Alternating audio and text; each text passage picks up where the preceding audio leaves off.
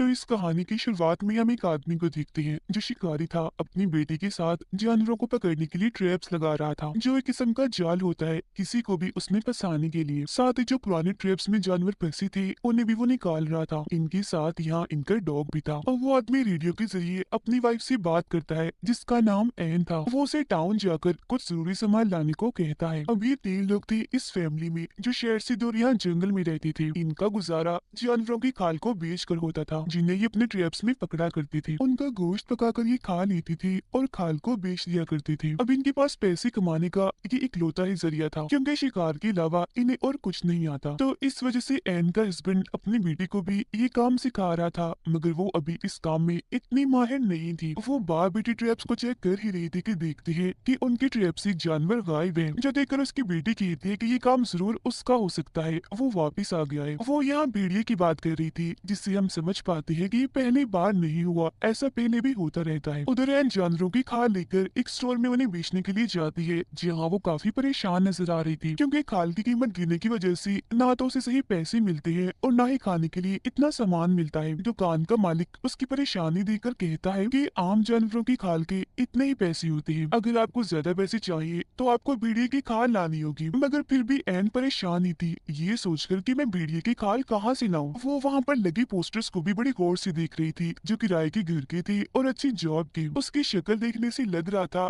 कि वो घर भी लेना चाहती है और अच्छी जॉब भी करना चाहती है, मगर किसी वजह से नहीं कर सकती। उसे शिकार करना भी नहीं पसंद, वो भी यही चाहती है कि हम जंगल की बजाय टाउन में रहे और मैं अपनी बेटी को अच्छे स्कूल में भेज सकूं। मगर क्योंकि उनके पास इतने पैसे नहीं थे इसीलिए वो घर वापिस आ जाती है। घर पर एन का हस्बैंड अपनी बेटी को खाल निकालना सिखा रहा था जबकि एन सबके लिए खाना बना रही थी। रात को खाने के वक्त भी सबका ही मूड खराब था क्योंकि पैसे ना होने की वजह से खाने को ठीक से कुछ था ही नहीं। और जब एन की बेटी ये बताती है कि हमारा शिकार किया जानवर भेड़िया ले गया तो ये सुनकर एन को अपने हस्बैंड पर काफी गुस्सा आने लगता है क्योंकि उसने एन को ये बात नहीं बताई थी। वो अपने हस्बैंड को कहती है कि इस भेड़िए का कुछ करे वरना हम भूखे मर जाएंगे। फिर अपनी बेटी को अंदर भेजकर एन दोबारा से अपने हस्बैंड से बहस करने लगती है। उसका हस्बैंड कहता है कि भेड़िए लड़कियों को शौक से खाना पसंद करते हैं, तो जरूर वो तो या किसी लड़की को देखकर या फिर किसी जानवर को देखकर आया होगा। मगर एन कहती है कि मेरे हिसाब से वो हम लोगों हमारी फैमिली की वजह से यहाँ आया है। उसे पता है यहाँ फंसा फसाया शिकार मिल जाएगा और मेहनत भी नहीं करनी पड़ेगी। आगे वो कहती है कि मैं पुलिस स्टेशन जाकर उसकी रिपोर्ट करना चाहती हूँ, मगर उसका हस्बैंड मना कर देता है ये कहती हुई कि नहीं तुम फिक्र मत करो, कल सुबह मैं खुद ही उसे पकड़ लूंगा। मगर ये सिर्फ इकलौती टेंशन नहीं थी। एन उसे वही एड का पोस्टर दिखाते हुए कहती है कि ऐसे कब तक गुजारा चलेगा, मैं ऐसा करती हूँ किसी अच्छी सी जगह पर जॉब करके पैसे कमा लेती हूँ, फिर हमारा अच्छा गुजारा हो जाएगा। मगर उसका हस्बैंड मना कर देता है ये कहते हुए कि शिकार के अलावा हम कुछ नहीं कर सकते और हमें आता भी कुछ नहीं है। इसके बाद ये दोनों बाहर आ जाते हैं जहाँ भी एन अपने हस्बैंड को समझाने लगती है कि देखो आप अपनी बेटी के लिए कुछ नहीं सोच रहे, ये जिंदगी आपने चुनी है, आपकी वजह से मैंने चुनी है, मगर हमारी बेटी को कोई चॉइस नहीं मिली जिसे वो चुनती। वो जो करना चाहती है उसे करने दीजिए। उसे इस वक्त पढ़ाई की टेंशन होनी चाहिए न कि जानवरों की भेड़िए की। और यहाँ जंगल में कौन इंसान रहते हैं, ये कोई समझदारी तो नहीं। मगर नाक समझाने के बाद भी उसके हस्बैंड को समझ नहीं आती। वो कहता है कि हम रहते हैं ना इधर, ऐसे ही हमारी आगे आने वाली नस्ल भी रहेगी, मतलब कुछ भी हो जाए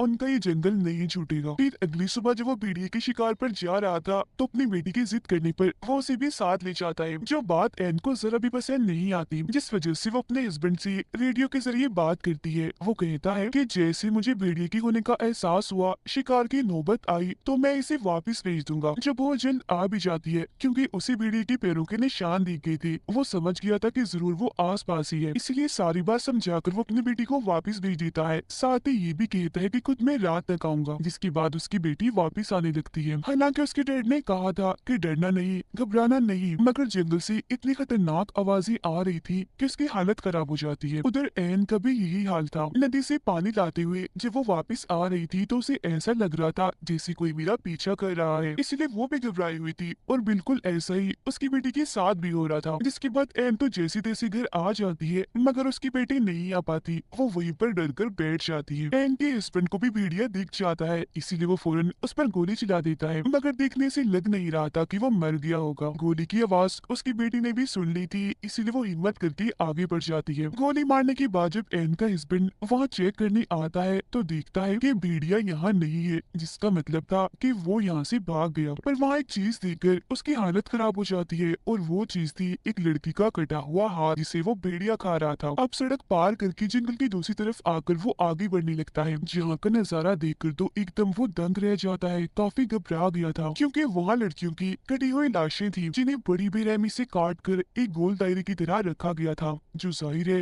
भेड़िए का काम तो नहीं हो सकता। जिससे वो समझ जाता है कि जंगल में भेड़िए के अलावा एक कातिल भी घूम रहा है जो ये सब कर रहा है, यानी लड़कियों को ऐसे बेरहमी से मार रहा है। जो देखकर वो एकदम घबरा गया था कि अब मेरी फैमिली को भी खतरा है, क्योंकि दो औरतें तो उसके घर में भी मौजूद थी। भेड़िए को तो वो संभाल लेगा मगर इस खतरनाक कातिल से निपटना आसान नहीं होगा। घर आकर वो चुपचाप बैठा इसी बारे में ही सोच रहा था। उसकी नींद और भूख तो जैसी उड़ चुकी थी। घर पर उसने कुछ भी नहीं बताया ताकि उसकी फैमिली डर न जाए, और अब वो खुद ही कुछ करेगा अपनी फैमिली की हिफाजत करने के लिए। अगले दिन जब इनकी आंख खुलती है तो उसका हस्बैंड गायब था, क्योंकि वो दोबारा उसी जगह पर पहुंच गया था जहां उसने लड़कियों की लाशें देखी थी। उसने दरअसल एन को बता दिया होता है कि वीडियो को ढूंढने के लिए अगर मुझे पूरी रात भी रुकना पड़े तो मैं रुकूंगा, तो मेरी फिक्र मत करना। पर असल में ये भेड़िए को नहीं बल्कि ढूंढ रहा था कातिल को। एन और उसकी बेटी जब नदी किनारे थी तो उसकी बेटी देखती है कि यहाँ मेरा डॉग नहीं है, इसीलिए उसे ढूंढने चली जाती है। मगर तभी उसके सामने वही भेड़िया आ जाता है जो इनकी तरफ बढ़ने लगता है। उसे देखकर एन जोर से चिल्लाने लगती है क्योंकि उसके दिमाग में सबसे पहले यही आइडिया आया था, और उसका ये आइडिया कामयाब भी रहता है क्योंकि भेड़िया वहाँ से भाग गया था। और अब ये दोनों माँ बेटी बगैर टाइम ज़ाया किए फौरन अपने घर आ जाती है। पर क्योंकि उनका डॉग तो बाहर ही रह गया था इसलिए एन गन लेकर उसे ढूंढने चाहती है, जहाँ उसे डॉग मिल तो जाता है मगर मरा हुआ, क्योंकि भेड़िए ने उसका भी काम तमाम कर दिया था, जिसकी मौत से एन को काफी दुख होता है। वो वापिस आकर अपनी बेटी से झूठ बोल देती है कि अभी तो डॉग नहीं मिला, जब तुम्हारे डैड आ जाएंगे तो हम उसे ढूंढ लाएंगे। डॉग की मौत के बारे में उसने अपनी बेटी को इसलिए नहीं बताया होता ताकि वो डरे ना, उसे अपनी जिंदगी खतरे में ना लगे। तो अब यहाँ हमें बता दिया गया है कि इस मूवी का नाम हंटर हंटर क्यों है, क्योंकि दरअसल ये हंटर इन्हें शिकारी फैमिली दो हंटर्स के बीच फंस गई है, जिन दोनों से ही इन्हें अपनी जान का खतरा है। एक तो है भेड़िया और दूसरा है वो कातिल। खैर अब ऐसी ही सुबह हो जाती है मगर एन का हस्बैंड ना खुद वापस आया और ना ही उसका कोई फोन आया। दोनों माँ बेटी फिर अपने ट्रैप्स को चेक करने जाती है जहाँ आज भी इनका एक शिकार गायब था। वहाँ एन को एक अंगूठी मिल गई थी जो देख एकदम वो कांप जाती है, क्योंकि जरूर ये उस लड़की की होगी जिसे भेड़िए ने खाया है। इसलिए वो सीधा चली जाती है पुलिस स्टेशन भेड़िए के खिलाफ रिपोर्ट करने ताकि उसे पकड़ा जाए। उधर पुलिस ऑफिसर्स के बॉस एक भालू की लाश को लेकर जो पुलिस स्टेशन वापस आ रहे थे तो उन्हें रास्ते में एक खाली गाड़ी दिखती है, जिसे पहले तो वो गौर से देखते हैं मगर उस पर ज्यादा ध्यान ना देते हुए वो पुलिस स्टेशन में आ जाते हैं जहाँ एन पहले से ही मौजूद थी। एन उन्हें सारी बात बता देती है जिस पर वो कहती है कि कुछ नहीं हो सकता क्योंकि आपका एरिया हमारे अंडर नहीं आता, साथ ही हम वीडियो को भी नहीं पकड़ सकते क्योंकि उसकी कोई गलती है ही नहीं। वो कोई इंसान थोड़ी है, वो जानवर है, उसे कोई समझ नहीं है। वो तो वही कर रहा है जो उसकी आदत है, जो वो हमेशा से ही करता आया है। जंगल में आप रहते हैं, शिकार आप करते हैं, तो 100% गलती आपकी है न कि भेड़िए की। तो अगर कार्रवाई होगी तो आप लोगों पर होगी न कि भेड़िए पर। अब मदद तो नहीं मिली इसलिए एन को थोड़ा बहुत खाना लेकर ही घर वापस आना पड़ता है। फिर वो अपने डॉग को दफनाकर एक हिरन के बच्चे को मारकर अपने साथ घर ले आती है।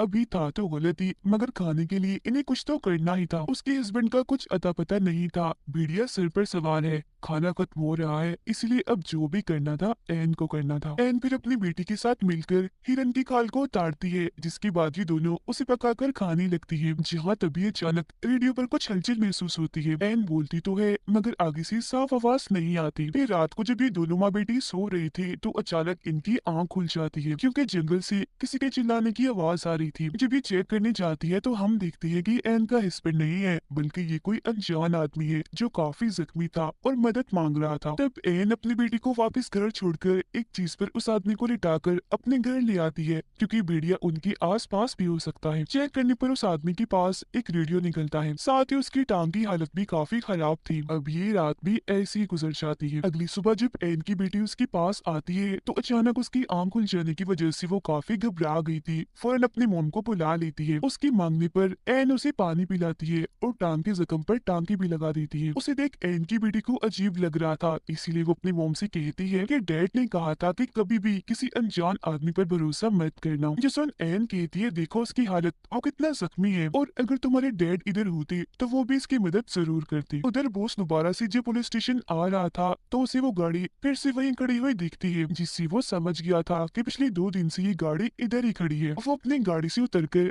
आसपास देखने लगता है, पर जब उसे कोई भी दिखाई नहीं देता तो उस गाड़ी का नंबर ही नोट कर लेता है। वो अनजान आदमी जागता है तो अपना नाम बताता है कि मेरा नाम लू है। एन उससे पूछती है कि इस जंगल में ज्यादा लोग नहीं आते तो तुम इधर क्या कर रही थी, जिस पर लू बताता है कि ये तो मेरी खासियत है। असल में मैं इस जंगल की तस्वीरें लेने आया था, मगर रास्ते में ही मेरी गाड़ी खराब हो गई तो मैं पैदल ही जंगल में आगे बढ़ गया, जहाँ अचानक मुझ पर किसी ने हमला कर दिया, जो शायद भेड़िया हो सकता है क्योंकि मैंने उसे देखा नहीं। और वो गाड़ी जो इतने दिनों से खड़ी है वो मेरी ही है। अब उसकी हालत इतनी खराब थी कि उसे हॉस्पिटल ले जाने की जरूरत थी, मगर भेड़िए की होते ये नहीं जा सकती क्योंकि अगर भेड़िया वहाँ हुआ तो ये भाग नहीं पाएंगे। खैर फिर भी एन अपनी बेटी की मदद से उसे गाड़ी तक ले जाने की कोशिश करती है, मगर रास्ते में लोग दर्द से चिल्लाने लगता है, इसीलिए उन्हें दोबारा से घर वापस आना पड़ता है। दोनों माँ बेटी ने अब जहर लगी गोश्त के टुकड़े वहाँ फेंक दी थी, साथ ही ट्रैप लगाकर वहाँ आग भी जला दी थी ताकि ये लोग उस भेड़िए से बच सके। उधर बॉस गहरे सोच में पड़ा हुआ था क्योंकि पिछले काफी वक्त से